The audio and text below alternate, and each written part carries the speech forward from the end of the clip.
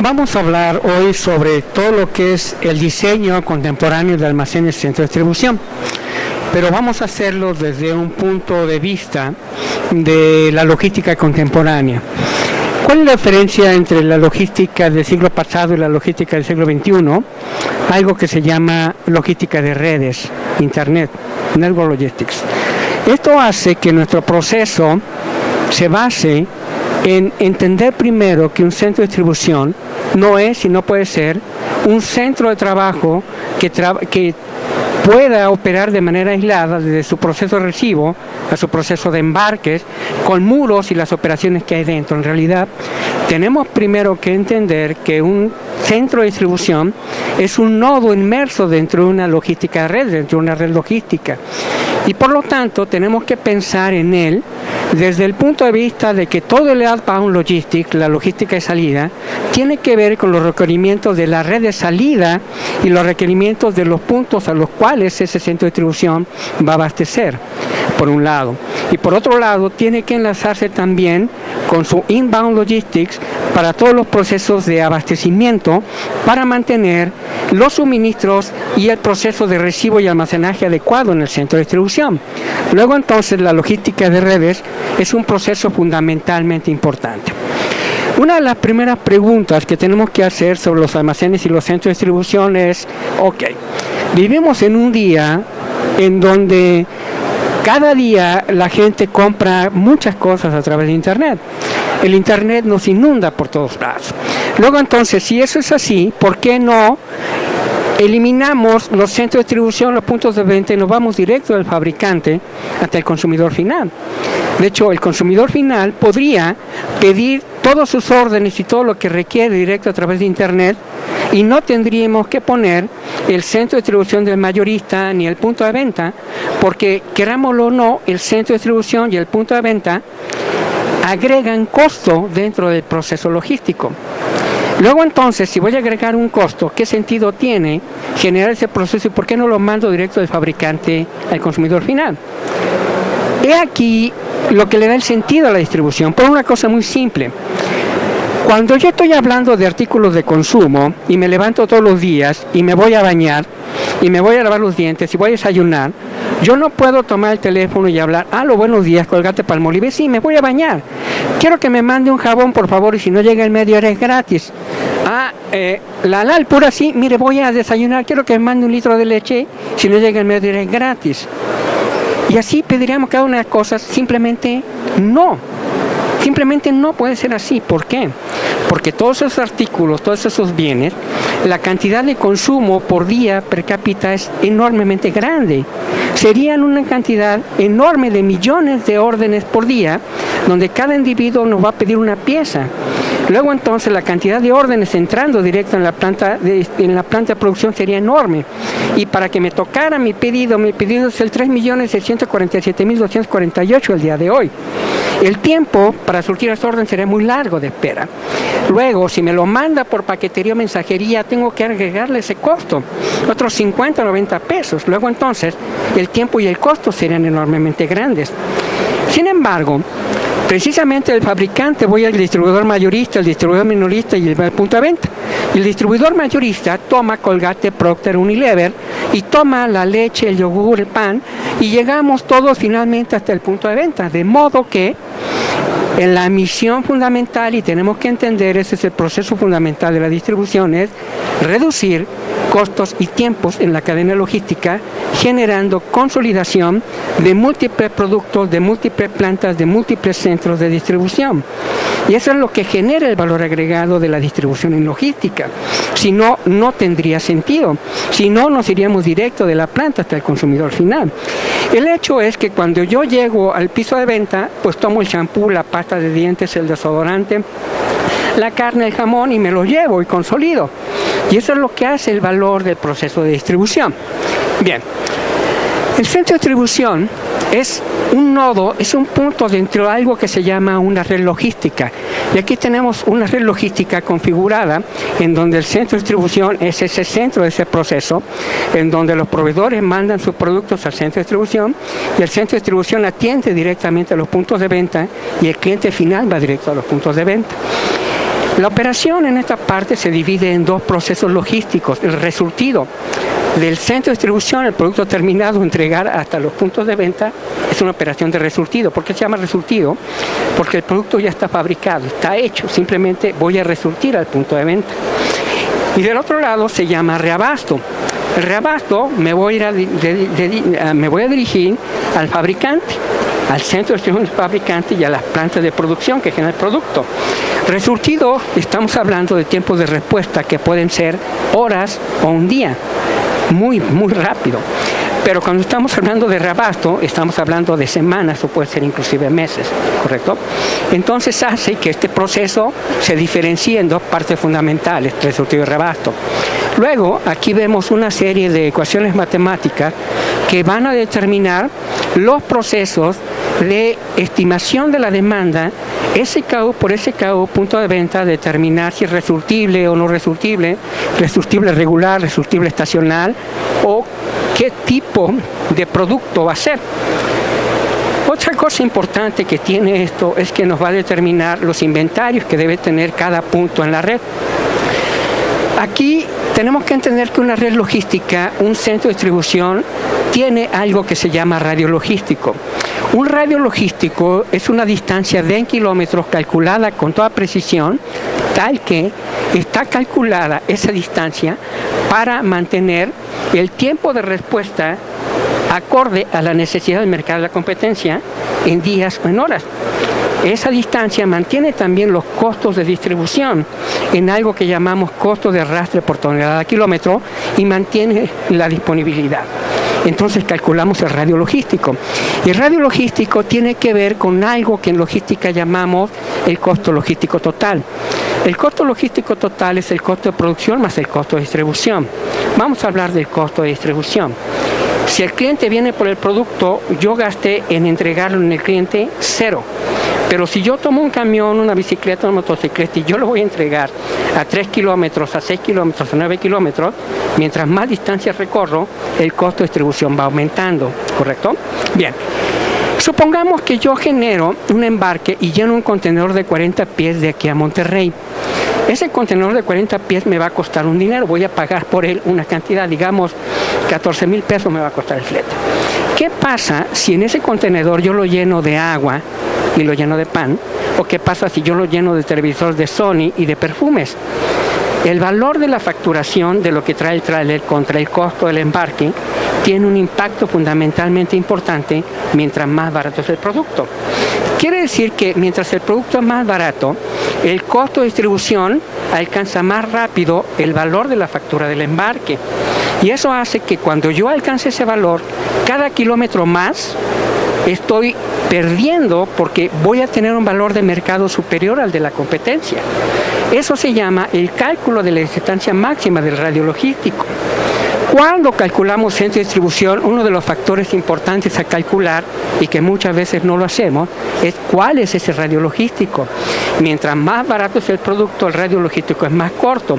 Por eso, en diferentes industrias que tienen productos de bajo valor, como la industria de bebidas o del pan o Bimbo o Coca-Cola o PepsiCo, tienen muchas plantas de producción y muchos centros de distribución para reducir los costos y balancear los costos de producción con los costos de distribución en redes primarias y secundarias. Mientras que plantas de alta tecnología con productos de alto valor como las automotrices tienen una o dos plantas en todo el mundo para desde ahí embarcar a todo el mundo. ¿Okay? Eso se llama el radio logístico, es importante considerar. Otra cosa importante a considerar dentro del diseño del centro de distribución es algo que se llama el dimensionamiento, es decir, qué tamaño tiene que ser el centro de distribución. Un centro de distribución tiene que tener 3,000 metros cuadrados, 15,000, 20,000, ¿cuántas puertas tiene que tener? Para poder generar eso tenemos que generar algo que se llama el dimensionamiento. A través de la caracterización, primero la estrategia del negocio, es decir, es un centro de distribución de planta de producción, es un centro de distribución corporativo de varias plantas de producción, o es un centro de distribución de compra y venta de productos, como el centro de distribución de Electra, por ejemplo, o el centro de distribución de Walmart. ¿Y cuál va a ser nuestra estrategia de distribución? Va a ser farma, manejo de fríos, etcétera, químicos peligrosos, el tipo de materiales, los volúmenes de productos, las operaciones que tenemos que realizar. Sobre todo es muy importante considerar hoy día el manejo de la logística inversa. Esto caracteriza el centro de distribución y en función de eso vamos a calcular las instalaciones, los equipos y el personal que tiene que trabajar en el centro de distribución. De eso dependen de la caracterización que generamos acá arriba. ¿Cómo se genera el proceso de diseño? El proceso de diseño se genera de la siguiente manera. Generamos un diseño a partir de un análisis estadístico, matemático, logístico profundo. Ahorita vamos a ver en detalle cómo es. Lo planificamos, lo construimos y generamos la operación. Vamos a ver cómo funciona. Primero tenemos que pensar en nuestro centro de distribución no para la necesidad de hoy. Tenemos que pensar en un centro de distribución a 3, 5 años adelante o más. ¿Por qué? Porque no tiene caso hacer un centro de distribución que en un año ya no tenga capacidad y esté saturado. Tengo que presentar cuando menos de 3 a 5 años hacia adelante. Y tengo que presentar un diagrama de operaciones, saber qué es lo que voy a hacer. Voy a tener maquila, voy a tener kitting, voy a tener armado de juegos, voy a tener logística inversa. ¿Qué es lo que voy a hacer ahí? Definir infraestructura, equipos y organigrama para llegar al diseño final.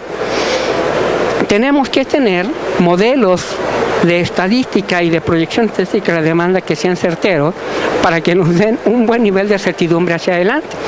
En este caso utilizamos modelos ARIMA y aquí pueden ver, por ejemplo, la raya amarilla son las ventas reales, la raya azul son las ventas proyectadas y realmente el proyectado contra el real son muy pegados porque utilizamos modelos que tienen un nivel de certidumbre enormemente elevada. La base de datos de la demanda me genera modelos de proyección y trabajamos artículos, categorías y muchas veces ellos los tenemos que trabajar también como kits. ¿Por qué tenemos que generar kitting? Porque muchas veces tenemos artículos que son in and out o artículos que son estacionados, o artículos que tienen corto periodo de vida. Si yo estoy trabajando beauty supply o estoy trabajando un artículo de un catálogo de 5.000 artículos, de los cuales 800 o 1.200 o 3.000 son artículos que tienen periodo de vida de 6 meses o un año, entran y se van, como celulares o televisiones, no puedo pensar a nivel de SKU. Tengo que pensar a nivel de categorías de productos y kits de productos, ¿correcto? Luego entonces tengo que generar una proyección de la demanda que sea coherente en ese sentido. Ya que generamos todo esto, tenemos la proyección estadística y esa proyección estadística tengo que generarla por canal comercial. El canal mayorista, el canal de retail, el canal de puntos de ventas propios, distribución de terceros, etcétera, para tener una visión por canal. ¿Por qué es importante la visión por canal? Porque cada canal opera diferente, la cantidad de clientes, la cantidad de órdenes, la cantidad de pedidos, los SKU, la manera de pedir en cajas o piezas es diferente. Luego entonces, cuando yo voy a armar el proceso de operación y particularmente el proceso de picking, el surtido, tengo que tener una creación estadística precisa para poder determinar una estrategia, un método y los algoritmos de surtido correctos por canal. Porque no puedo pensar, si yo estoy generando artículos de consumo, que voy a surtir al centro de distribución a Walmart, igual que me pide un distribuidor mayorista a una venta en ruta. Son procesos diferentes. Por eso tengo que tener la proyección necesariamente por canal. Esa proyección tiene por otro lado algo que se llama volumetría unitaria, es decir, por un lado tengo las piezas y por otro lado tengo un volumen, es decir, un metro cúbico, cuántas piezas hacen un pallet. ¿Por qué? Porque eso va a impactar en mis procesos de operación, en mis procesos de distribución, en el área que voy a requerir para surtido, el volumen que voy a requerir para embarques, cuántos camiones voy a embarcar, cuántas toneladas voy a mover, no solamente los productos y las cantidades, sino los volúmenes de operación. Y eso es importante porque me va a determinar cuántas puertas de andén voy a requerir para embarcar y qué tipo de unidades voy a requerir para embarcar y el espacio que requiero en picking y el espacio que requiero en surtido y consolidación para generar ese proceso. Bien. Esto parte en logística de redes a través de algo que se llama el diagrama maestro de operaciones, en donde tengo el centro de distribución y después tengo la salida a cada uno de los canales. Esa salida y ese flujo me va a dar un flujo en cantidad de órdenes, cantidad de pallets, cantidad de SKUs, cantidad de metros cúbicos, toneladas, a embarcar por canal. Eso tiene que salir del centro de distribución como outbound y tengo que meterlo como inbound en los proveedores y determinar un nivel de inventario entre el flujo de entrada y el flujo de salida para abastecer ese proceso logístico. Y eso me va a dar cómo son las operaciones, embarque, recepción, empaque, almacenamiento, y me va a dimensionar las diferentes estructuras operativas. Pero esto voy a poder verlo si solamente tengo una visión diferenciada, completa, que tenga en consideración todos estos factores que hemos hablado de una manera completamente precisa. Mientras más precisa, va a ser más preciso mi diseño. Y hay procesos complementarios, sí, como armado de kits, armado de juegos, armado de ofertas, por ejemplo, procesos de etiquetado o acondicionamiento de producto, que son operaciones que debo de tener en cuenta en el centro de distribución, porque van a ocuparme áreas, equipo, espacio, materiales, y tengo que considerar un layout, la gente, el equipo, las operaciones, para poder integrarlo dentro de mi proceso. Esto es lo que me lleva a un diagrama de operaciones en nivel 2. Mi red, aquí tengo los canales, el canal tradicional, el canal industrial, el canal mayorista tradicional, otro tipo de canales de exportación, y cada uno me va a mandar una cantidad específica de órdenes de los pedidos en las cantidades, y como ustedes saben, puede haber productos exclusivos por canal que no trabaja otro canal. Entonces la cantidad de órdenes, el flujo de las órdenes, la cantidad de clientes es diferente. Entonces eso hace que mis órdenes vayan entrando por canal y cada de esas órdenes tenga una volumetría de surtido, el número de pedidos, número de SKUs, cantidad de SKUs a surtir, cajas, piezas, tarima, y se va a convertir en requerimientos de inventario, requerimientos de entrada. Igual esto se va a convertir hacia adelante acá, en esta parte, en lo que son las órdenes de ruta de embarque por canal, para poder generar mi consolidación de embarque y generar sincronización de la entrada de los pedidos con los procesos de distribución, los niveles de inventario y los requerimientos a proveedor con el volumen de inventario que debe de considerar el centro de distribución. Aquí tenemos un ejemplo claro en donde tenemos el canal de distribución 1, 2, 3, tenemos cada canal y cada canal tiene una dimensión operativa precisa, un volumen mínimo y máximo de operación que se ha reflejado. Por ejemplo, tenemos el canal 1, maneja 64 SKUs, 496 líneas en promedio, 54 facturas, 44,000 cajas, 413 pallets, 257 toneladas, 501 metros cúbicos. Y ahí vemos cada canal cómo está generando requerimientos específicos. Eso me dice que el proceso de surtido no puede ser un método de surtido. Requiero múltiples métodos de surtido para poder generar una operación eficiente. Y eso me va a llevar a el enriquecimiento de que los métodos de surtido tienen que basarse en los requerimientos específicos del flujo de cada canal. Y no puedo poner todos los canales a surtirse de la misma manera, porque inclusive hay artículos y volúmenes que son completamente diferentes. Por ejemplo, aquí estamos hablando de 38 metros cúbicos, 19 toneladas, contra 257 toneladas o 478 toneladas. Son operaciones diferentes. Luego entonces no puedo pensar en una sola estrategia y un método de picking. Tengo que pensar en una estrategia mucho más compleja, generando de acuerdo a las necesidades específicas por canal que son las operaciones. Eso define la infraestructura, me va a definir la infraestructura de surtido, la infraestructura de embarque, cuántas puertas de embarque, los tipos de embarque, cuántos para entrega local, cuántos para entrega foránea, me va a definir las operaciones, cuántas piezas surtir, cuánta gente, cómo mantener su inventario, las áreas de surtido, y me va a dar estrategias de manejo de materiales y de tecnología. Y esto define la infraestructura, equipos y genera un organigrama. Algo muy importante en tener en consideración es el flujo de operaciones. Aquí tengo un flujo de operaciones de N pallets por día, en donde tengo diferentes clientes, diferentes operaciones. Este es un operador logístico que es mucho más complejo, porque no trabaja una compañía, trabaja múltiples compañías con operaciones completamente diferentes. Aquí tenemos tiendas F, que es, hagan de cuenta, como un Electra. Después aquí vemos Tiene 344 pales de salida, 193, 19 Veticinio, la Curazao 892. Después tenemos el surtido de piezas en anaquel en diferentes operaciones y me da una salida de 1593 pales por día en la operación, ¿correcto? Entonces, esto tiene que ser diseñado con toda una infraestructura que definitivamente corresponde a un diseño logístico que requiere tecnología logística de alto nivel en el diseño para poder integrarla.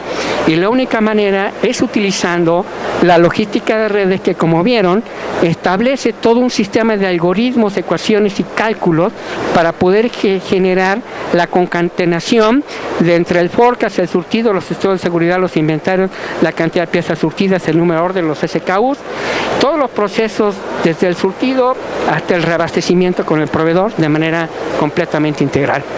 Ok, los dejo con mi compañero Fernando para que les va a platicar un poquito más y les va a hablar de la parte de la implementación en la vida real, un modelo real de implementación. Gracias. Un aplauso por favor a Víctor Merino, muchas gracias. A continuación, para complementar esta plática que tenemos el día de hoy, viene el señor Fernando Rojas Uribe. Él estudió en la Escuela Politécnica Nacional ESPOL del Ecuador, graduándose como ingeniero industrial y cuenta con un posgrado en Supply Chain Management por el Tecnológico de Monterrey. Excelente, gracias. Hola, buenas tardes a todos. Listo. Bueno, retomando el tema, vemos acá cómo la importancia para un diseño de un centro de distribución está en el hecho de poder esa proyección aterrizarla a nivel de fases. Eso viene por lo que comentaba Víctor, que es justamente la proyección por lo menos de 3 a 5 años del negocio desde el punto de vista de que la inversión se la puede obviamente atomizar para diversas fases. Este es un breve ejemplo de una implementación que nosotros hicimos, en la cual en la parte azul se ve la fase 1 de implementación. Esta era una operación completamente nueva, un nuevo centro de distribución, y en la parte azul vemos todo lo que se iba a implementar en la primera etapa. Dentro de esa proyección de crecimiento, lo que se determinaba es de que esa primera etapa, si se cumple esa proyección, tendría una cobertura de hasta 3 años. Luego, en la parte naranja, se trabaja en un tema de hacer una inversión para incrementar la capacidad de, en este caso, de flujo, tanto de flujo como de almacenamiento, que soportaría 3 años más. Y obviamente la tercera fase, que es la morada que vemos acá, es obviamente donde se cubre ya el 100% del terreno que tenía disponible en este caso este cliente, y obviamente puede cubrir 3 años más. En este caso cubría los 9 años y al mismo tiempo el proyecto ya contemplaba en qué momentos y bajo qué volúmenes se iban haciendo estas variaciones en las etapas. Ahora, está claro que esas proyecciones iniciales de toda la parte de la demanda van a depender de la realidad del negocio, el comportamiento del mercado. Sin embargo, uno de los entregables importantes en el momento que uno diseña un centro de distribución es el hecho de poder tener claridad de en qué momento ya obviamente hay que generar un incremento de capacidades dentro del centro de distribución, y desde que ese mismo diseño ya tenga esa definición. Entonces, es posible que se adelante ese crecimiento, como es posible que se dilate ese crecimiento. Sin embargo, el negocio ya tiene claras las capacidades proyectadas y va a poder tomar las decisiones en el momento adecuado para poder, en este caso, activar esas siguientes inversiones que permita poder cubrir el resto del flujo del negocio. ¿Sí? Esto es un tema clave para la parte del diseño final como entregable dentro del análisis. Otro punto súper importante en la parte obviamente del diseño es el costo-beneficio de la operación, tanto sea que se va a hacer un tema de ampliación como si se va a hacer una construcción de un nuevo centro de distribución. Ese análisis costo-beneficio debe poder contemplar y apalancar de primera forma la parte del crecimiento del negocio, toda la parte del ingreso marginal que va a tener la organización, procesos, y debe incluirse la parte del costo operativo que tendría la operación en el tiempo que se está considerando para la implementación del proyecto. Finalmente, eso debe obviamente poder generar un retorno positivo para la organización para que la inversión obviamente rinda todos los frutos. Clave también de que dentro de los diseños se puedan definir alternativas en base a distintas realidades que tenga el negocio en el camino. Los costos operativos es un tema clave, porque si se va a trabajar con un tema de automatización diferente a una operación manual que pueda tener en el negocio en el que se esté trabajando, obviamente esa parte tiene que tener un análisis muy detallado, y parte de todo lo previo que vieron con Víctor, que es el diseño de los requerimientos de materiales, equipos e instalaciones, es clave para determinar cuál va a ser ese costo de operación. Es decir, no es únicamente la infraestructura que se requiere en cuanto a equipos y edificios, sino obviamente todos los costos operativos que va a requerir, e incluso esa proyección financiera debe incluir, así como vimos los crecimientos en fase y en inversiones a lo largo del tiempo, también esos crecimientos operativos que soporten en este caso el rendimiento del negocio. Finalmente, y uno de los puntos obviamente terminantes en cuanto a un diseño de un centro de distribución, viene todo el proyecto ejecutivo constructivo, a través del cual se puede definir de manera detallada todos los requerimientos para la implementación. Aquí ya obviamente viene todo el rol súper importante de todo lo que es ingeniería civil, arquitectura, para poder determinar tema de suelos. Se aterriza ya el proyecto arquitectónico, toda la parte del anteproyecto, la ingeniería de detalle, la ingeniería estructural y los planos de trayectoria para todo el tema de la construcción. Es decir, es todo un paso a paso para ir construyendo todos los requerimientos necesarios para un centro de distribución, y que obviamente la inversión que se esté realizando dentro del negocio rinda lo que se ha definido inicialmente en el proyecto. Este proyecto al final realmente es donde ya se requiere trabajo obviamente colaborativo muy fuerte con la parte de arquitectura e ingeniería civil. Una de las situaciones que nos toca ver mucho en temas de consultoría es el hecho de que de entrada quien recomienda y pues de alguna otra forma quien toma el mando a veces en un proyecto de implementación de un centro de distribución es justamente la parte de arquitectura e ingeniería civil, lo cual no está mal que participen y tienen que participar en el proyecto. Sin embargo, es clave que todos los conceptos, toda la metodología y toda la estructura parta justamente de un tema de visión de supply chain, de un tema de visión de flujo, de un tema de visión de red logística, porque por otra parte, ¿qué es lo que viene? Cuando entra la parte de ingeniería civil, la parte de arquitectura, ojo, sin tener nada en contra de esas profesiones que obviamente son expertos en sus temas, se sesga mucho a un tema de obviamente optimización de costos, reducción de consumo de materiales, o cómo en este caso agilitar tal vez el tema del tiempo, pero es probable que una inversión o un tema de un tiempo mayor dentro del proyecto pueda ser mucho más beneficioso porque va a soportar el nivel de servicio y el costo operativo del negocio. Entonces es importantísimo que de arranque un tema de diseño, realmente quienes toman las decisiones sean quienes tienen súper claro todos estos conceptos que vimos previamente con Víctor, para que este proyecto realmente rinda lo que se está esperando. Listo. En temas de tecnologías constructivas, realmente hay dos grandes tendencias las que están al momento. Hemos visto cómo es el tema del diseño a nivel de estructura, procesos, infraestructura y todo. Sin embargo, hay dos grandes tendencias actuales en lo que es la parte de tecnología constructiva en centros de distribución. Son dos. Número uno, el tema de desarrollo y trabajar con estructuras flexibles y de rápida construcción. Como vemos en la imagen es tal cual, muy parecido a como si fuera un Lego, porque la idea es que las estructuras sean extremadamente flexibles y dinámicas. El negocio cambia, los productos tienen ciclos de vida cada vez más cortos, las organizaciones tienen que ser mucho más innovadoras en cuanto a nuevos productos que lanzan al mercado, nuevas presentaciones más pequeñas, entregas más cortas, más rápidas, etcétera. Toda esa variación de la demanda obviamente implica que el centro de distribución requiera flexibilidad.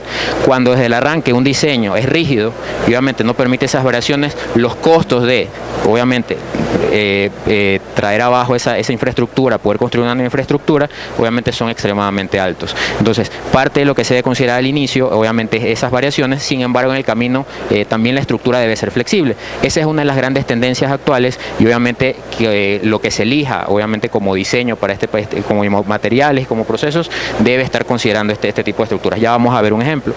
Y por otro lado, la segunda parte muy fuerte en la actualidad es la parte de estructuras ambientales amigables para el medio ambiente. Realmente operaciones verdes, operaciones que soporten un tema de un consumo energético eficiente. Vamos a ver realmente los focos en este tipo de tendencias que se deben considerar obviamente para un aporte tanto al medio ambiente como también por un tema de rentabilidad y ahorro de costes, sobre todo en la parte energética. En la parte de estructuras flexibles, realmente la tendencia más importante es el tema de trabajar con estructuras, centros de distribución autosoportados. Centros de distribución autosoportados básicamente lo que tiene es ¿qué cosa? Tiene obviamente toda la losa, en este caso del centro de distribución, que debe tener obviamente todas las configuraciones adecuadas para soportar la carga en función de la demanda del centro de distribución. Y por otro lado se va estructurando el fondo que soporta toda la estructura de este tipo de centros de distribución. En este caso vienen a ser todo el sistema sistema de almacenamiento. Es decir, el sistema de almacenamiento interno, como vemos en la foto en la parte superior izquierda, el sistema de almacenamiento obviamente es quien va a ser el corazón que soporta todo el resto de la estructura, y al final todo lo que son paredes, la parte de techos, obviamente va a cubrir de manera que pueda ser muy fácil poder desmontar, llevarlo a otra operación, poder cambiar de sistema de almacenamiento. Ejemplo, no quiero trabajar ya con rack selectivo, sino que me voy con rack doble fondo, o voy a implementar drive-in en alguna parte, voy a implementar carruseles para la parte de lo que es el tema de surtido, o algún otro cambio en el centro de distribución. Entonces, esta realmente es una tendencia importantísima porque te permite flexibilizar mucho. Adicionalmente, el hecho de que abarata altamente los costos, porque principalmente utilizas temas de acero y aluminio en toda esta implementación. Es reubicable, tiene grandes ahorros, grandes claros libres. Este tema también es súper importante. Cuando en la parte de las estructuras, un centro de distribución lo que necesitas principalmente es maximizar la ocupación volumétrica. Ese maximizar la ocupación volumétrica te la corta obviamente cuando tienes pilares que te interrumpen todo el flujo en un centro de distribución, y cuando tienes que reacomodar o redistribuir todo el sistema de almacenamiento, eso es un obstáculo en todo el flujo.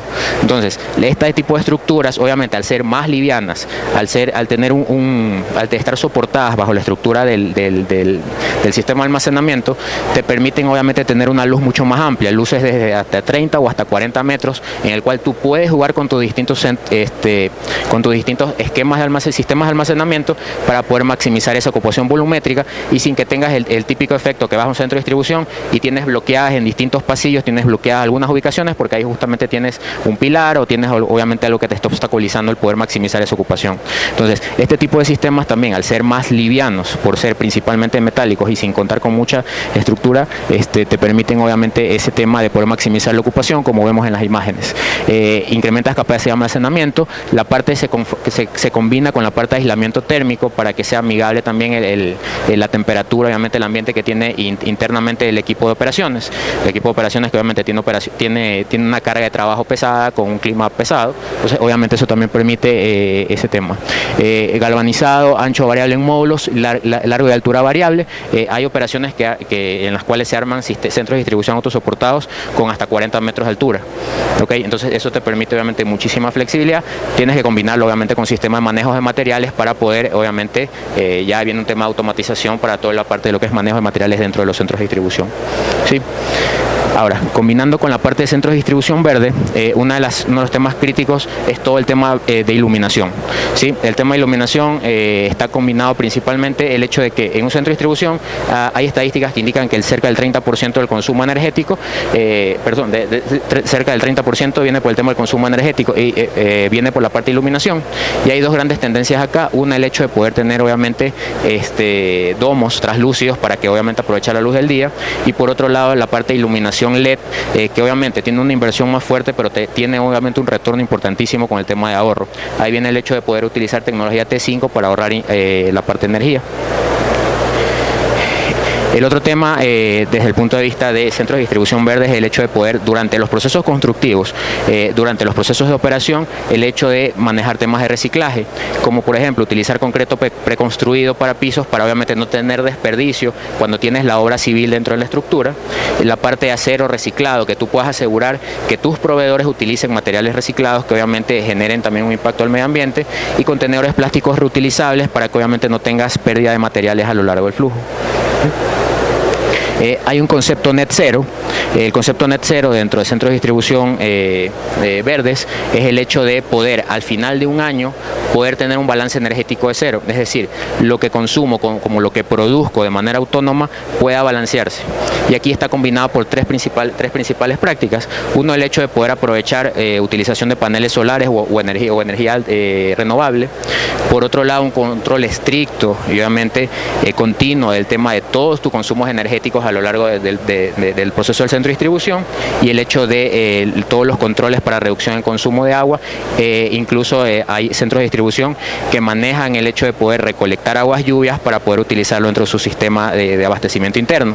Hay certificaciones internas que cuando estás en procesos constructivos de un centro de distribución, y en la parte de operación también, hay una certificación LEED que te genera un rating, un ranking, en el cual evalúan Leadership in Energy and Environmental Design, que lo que hace es calificar justamente todos estos parámetros dentro de tu proceso de diseño, constructivo y operativo para obviamente que tu centro de distribución esté catalogado como un centro de distribución verde.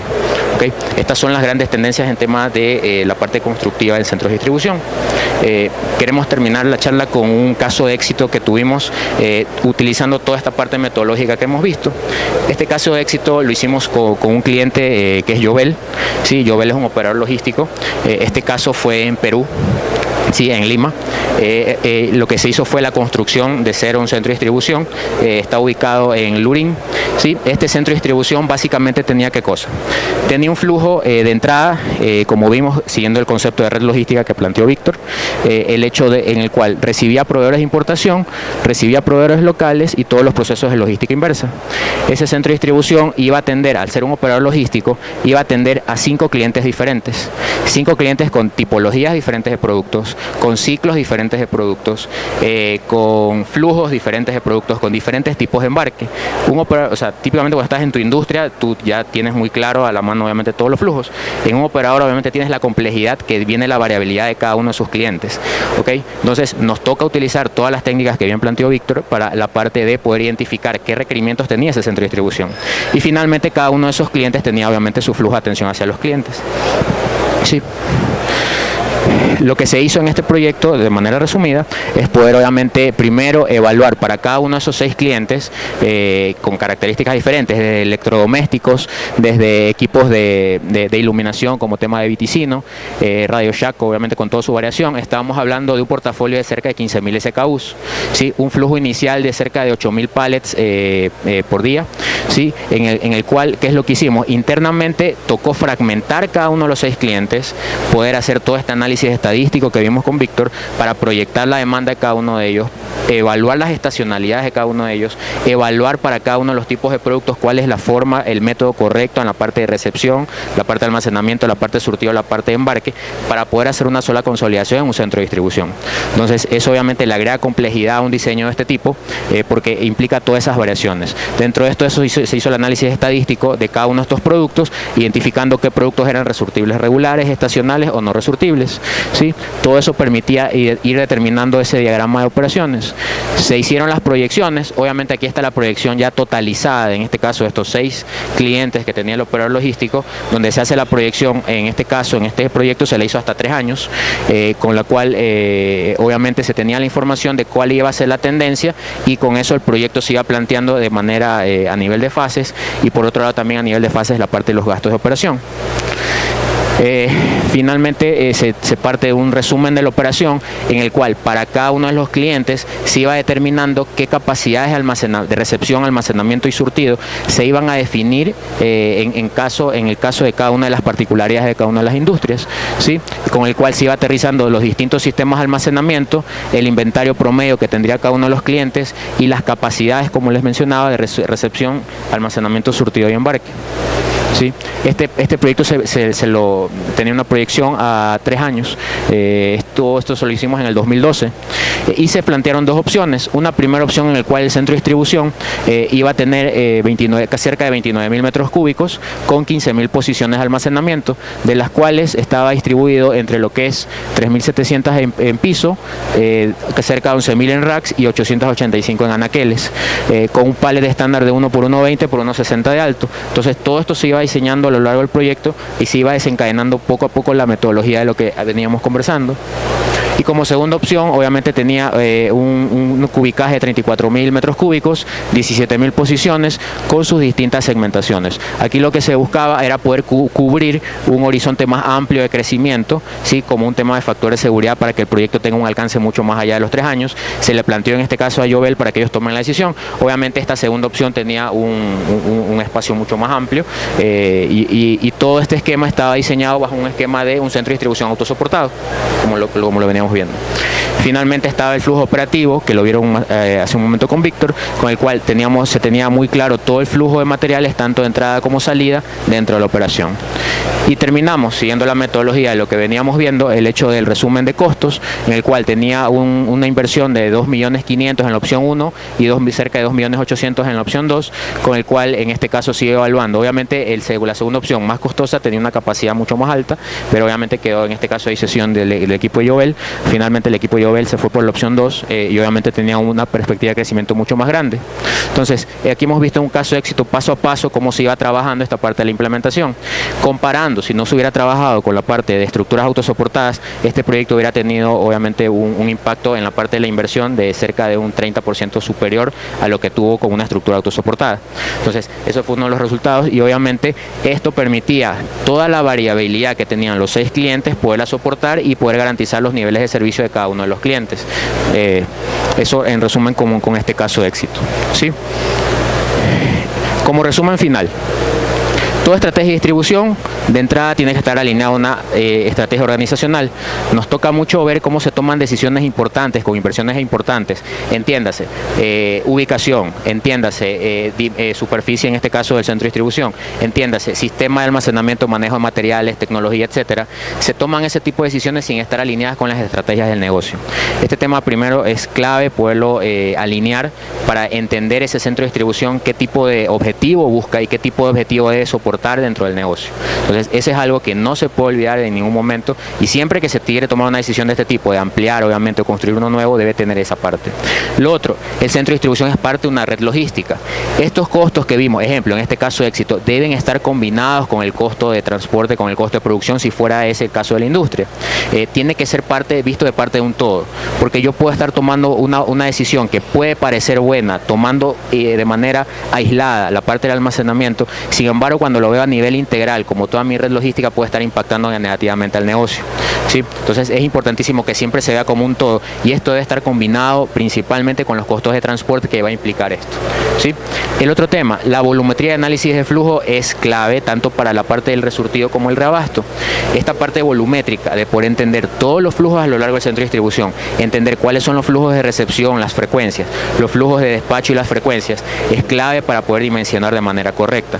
Como hemos visto en esta parte, tanto en la parte metodológica como en el caso de éxito, este análisis es exhaustivo y detallado para poder primero de un tema macro de estrategia del negocio poder ir cerrando hacia evaluar obviamente un tema micro de todo el tema del proceso de despacho, ya entrar al corazón de cómo va a operar el centro de distribución, ¿sí? Y obviamente poder en este caso ya convertirlo a todo el tema general en lo que es inversión, en la parte de equipos que se deben contratar. Entonces es importantísimo que se siga de manera secuencial todos estos pasos para que obviamente la decisión sea la correcta. Por otro lado, las necesidades y estrategias, áreas y equipamiento es en base al flujo y a las condiciones. Aquí la clave es el hecho de que no puedo tratar a todos los materiales por igual en los distintos procesos. Debo considerar obviamente las distintas características que tenga para poder maximizar todas las capacidades y todos los flujos. Y repitiendo en la parte todo lo que es recepción, almacenamiento, surtido y embarque. Las tendencias actuales son dos grandes. Una, el hecho de tener estructuras flexibles, ¿sí? De rápida implementación, y por otro lado el hecho de poder construir centros de distribución verdes, ¿sí? El hecho de poder evaluar dentro de nuestro análisis, tenemos que considerar fases de crecimiento para poder atomizar esa inversión, para poder obviamente hacer una inversión mucho más amigable y también tener la perspectiva de soportar a lo más largo plazo posible que se pueda. Evaluar el tema del costo-beneficio es clave de cómo va a impactar al final en toda la parte del negocio y bueno, complementando un poco lo que veíamos con la parte de centros de distribución verdes. Eso realmente son los puntos claves de la presentación que tenemos para ustedes.